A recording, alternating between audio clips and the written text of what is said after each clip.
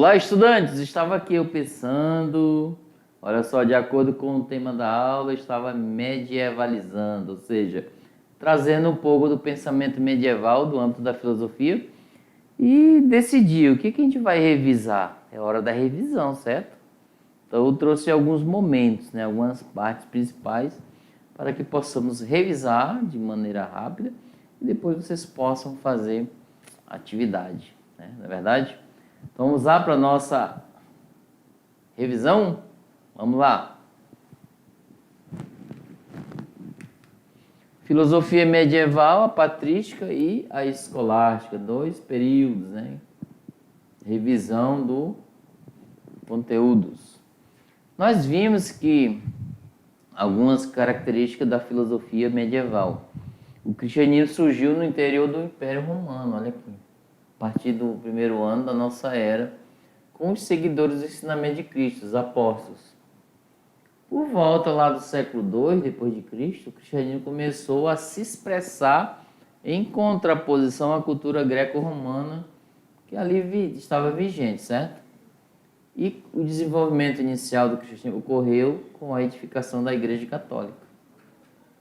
Boa parte da doutrina cristã, ela integra elementos de diversas correntes do pensamento grego.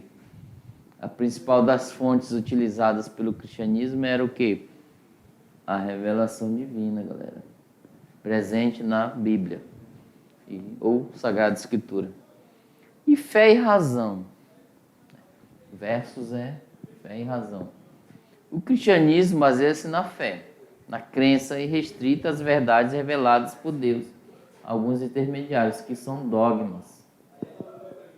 Dogmas. A fé em si mesma seria a fonte mais elevada das verdades reveladas, especialmente aquelas consideradas essenciais ao ser humano que diz respeito à sua salvação. Toda investigação filosófica ou científica não poderia contrariar as verdades estabelecidas pela fé católica. Então não era para ser contra, tá? E além disso, os filósofos não precisavam mais se dedicar ao quê? A buscar a verdade, né?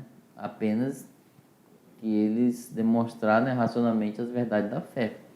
Então eles não tinham trabalho em fazer isso. Porém, nesse período nós vemos que tinha dois momentos, né? A patrística, que vem da questão de padres, né? Formada pelos padres. A filosofia cristã dos impérios dos primeiros séculos, elaborada pelos padres da igreja, tendo Santo Agostinho como principal representante. Essa filosofia tinha uma preocupação apologética, defesa do cristianismo contra os ataques dos chamados pagãos e defesa contra as conhecidas como heresias. A patrística pode ser dividida em dois momentos, tá?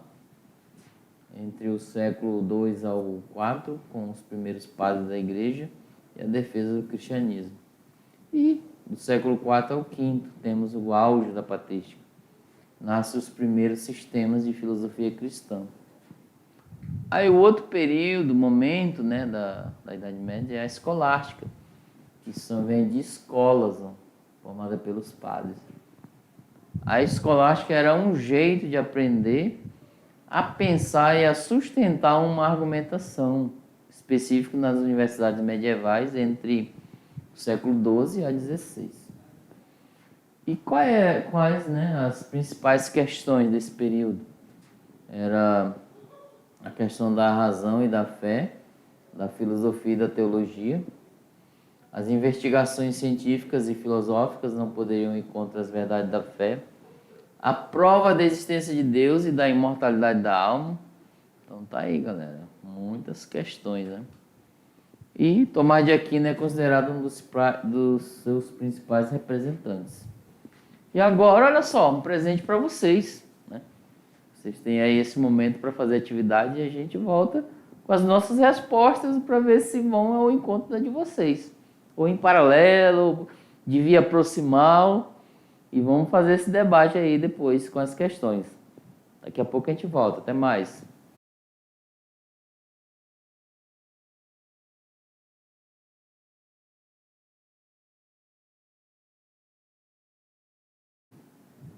Olá, queridos, bem-vindos. Olha, eu estava aqui selecionando, vendo as questões que foram preparadas para vocês e estou analisando aqui. Será que eles conseguiram? Estava pensando.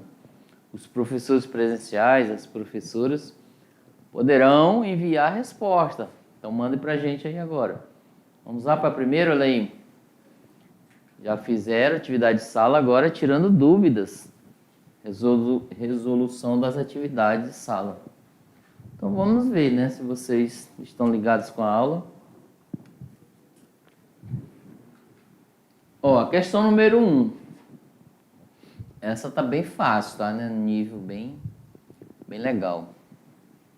No período da Idade Média, a tarefa de construir a doutrina da fé foi realizada pelos padres da igreja e outros eclesiásticos, com o objetivo de explicar e justificar diversos aspectos de fé. Nesse processo, não se poderia contrariar as verdades reveladas por Deus. Não poderia ir contra, jamais.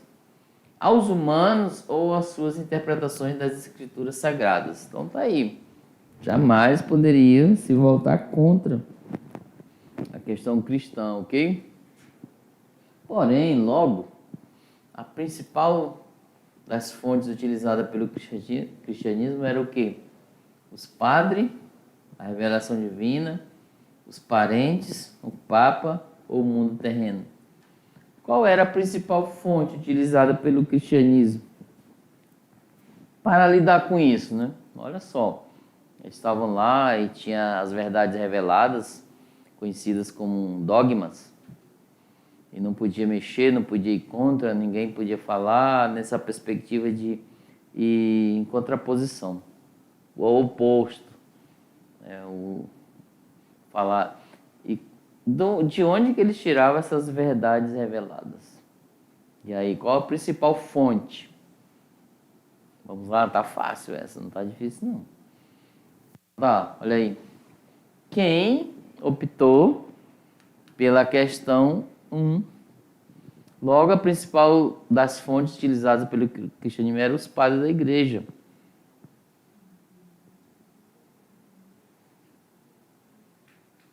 Questão 2.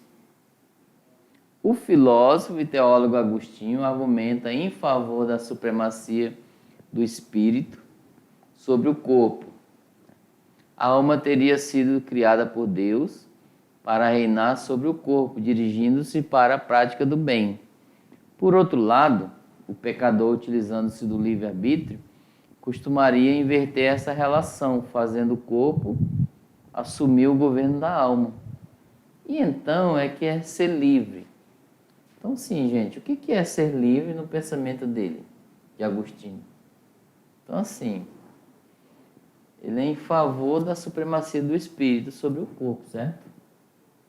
Essa é uma dissertativa. A alma teria sido criada por Deus para reinar sobre o corpo, dirigindo-se para a prática de quê? Do bem, claro. Por outro lado, o pecador, utilizando-se do livre-arbítrio, costumaria inverter essa relação, fazendo o corpo assumir o governo da alma. Agora, então, o que é ser livre, segundo esse pensador do período medieval? O que é ser livre para ele? Inclusive, aí, ó, após vocês terem respondido a resposta do pensamento de Agostinho, coloque a resposta de vocês também, pessoal.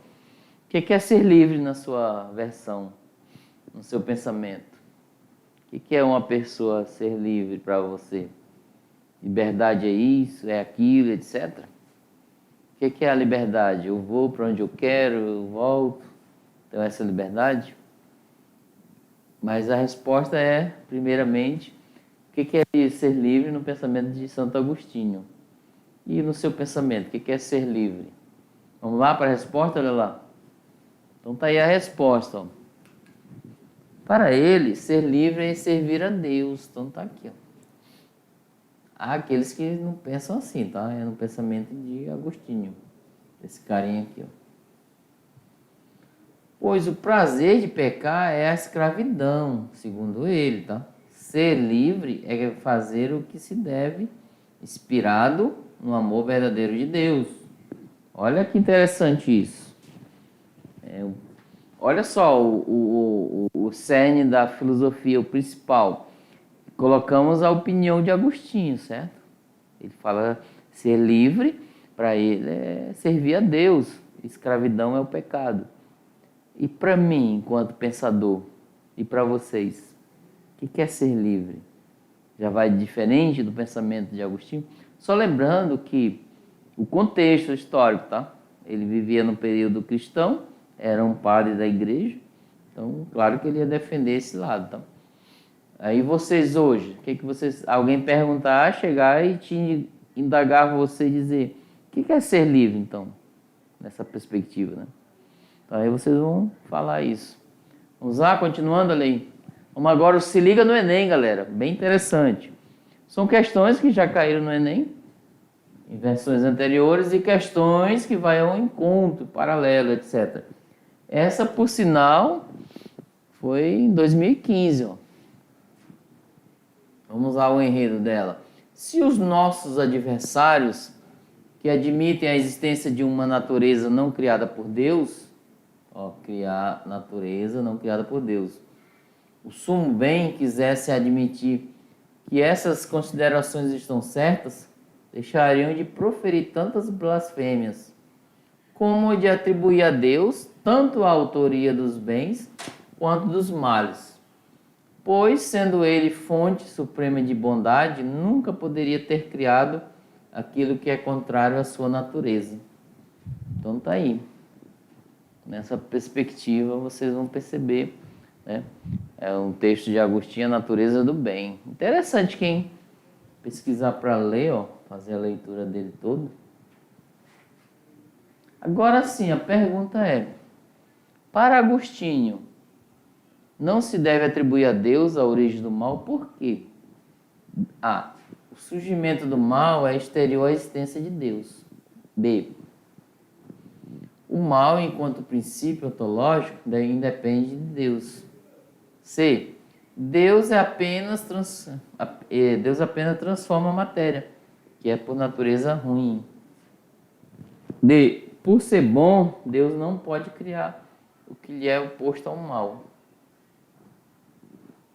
E, Deus se limita a administrar dialética existente entre o bem e o mal. Então, assim, não se deve atribuir a Deus a origem do mal, por quê? Porque as pessoas elas falam, certo? Olha só. Às vezes, Deus é má porque não fez aquela cura. Deus é ruim porque eu perdi ciclano, fulano, não consegui emprego, etc. Então a gente vai, até hoje nós falamos isso. Ficamos pensando a todo instante. Então assim, Agostinho vai responder, por que não se pode atribuir o mal, né, a maldade, né, no pensamento, a Deus a origem do mal? Não surgiu a origem do mal em Deus, segundo Agostinho. Por quê? Olha lá a resposta, vamos lá. E olha que é uma questão do Enem, tá? Vamos lá? Olha aí. Olha a resposta. Vamos lá? Por ser bom, Deus não pode criar o que lhe é oposto. É o mal. Como? Isso foi uma heresia da época, tá? Existe o maniqueísmo, né, de Maniqueu. Ele dizia que existia duas entidades, o Deus bom e o Deus mau. E elas se contrariavam um com a outra. Assim, Deus, se ele é bom, por que ele vai criar o mal? Aí vocês vão pensar, tá?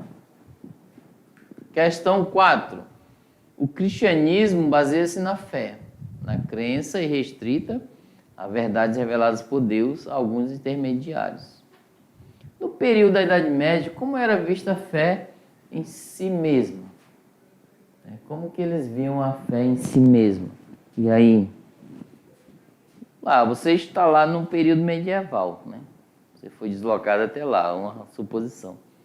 Você está aí na sua comunidade, em casa, pensou, criou uma máquina do tempo. Olha o professor indo além, imaginando.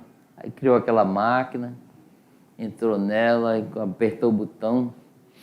Século XII, depois de Cristo. Idade Média. Aí vocês passou uma semana lá e voltou. Eu fiz até uma questão Vocês vão ver em breve, né, que fala sobre isso. Como era vista a fé em si mesma lá naquela época? Imagina que você foi lá, tá? E viu todo aquele contexto. Esse contexto está na aula, imagina só.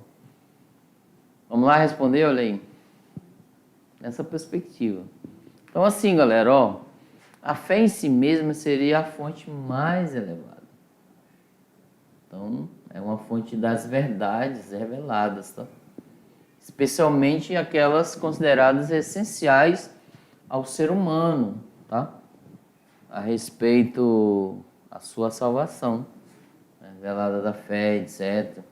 Caminhar correto, tá? Para você ter uma salvação adequada. Por outro lado, toda a investigação filosófica ou científica não poderia contrariar isso aqui, ó. Então, em dois momentos, como era feita, né? Como era vista a fé em si mesma, a verdade revelada.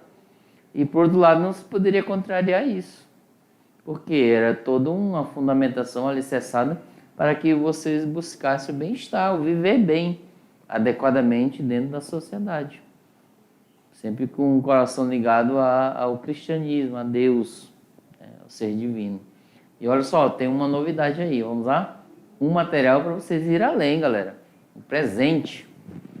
Olha só esse presente. Então assim, ó, é um material complementar, filosofia medieval cristã, patrística e escolástica. É um vídeo onde vocês vão assistir, tá? Aqui o link. Se porventura esse link não funcionar, vocês vão avisar-me, tá? Que eu vou procurar outro, etc. Mas com o mesmo tema e mandar para vocês. Isso vai aguçar um pouco e sanar a curiosidade de cada um, de cada estudante. Bem interessante dar um reforço após as nossas aulas. Então vem aqui comigo. Então hoje nós falamos, né, muito sobre isso. Saímos lá do período grego, né, do helenístico, e fomos para o período medieval.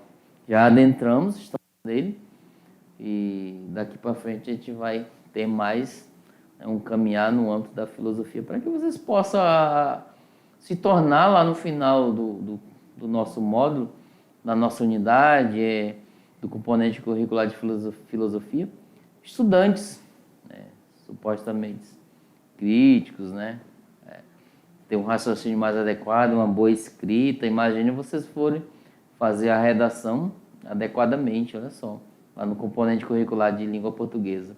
Então, um grande abraço e eu agradeço por ter ficado com a gente até aqui. Tchau, tchau, até a próxima.